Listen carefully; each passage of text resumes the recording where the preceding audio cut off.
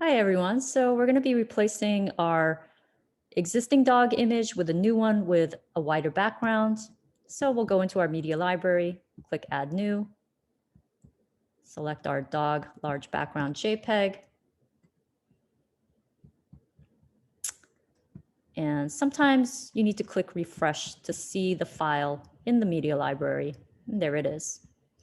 Now we'll navigate back to our storytelling module. And we'll go to our testing site for documentation. And that was our existing image. We'll exit out, and then we'll add the new file. And we'll keep everything else the same. The header height, full screen, bottom slash pattern, yes. Same headline, same text. We'll save the draft.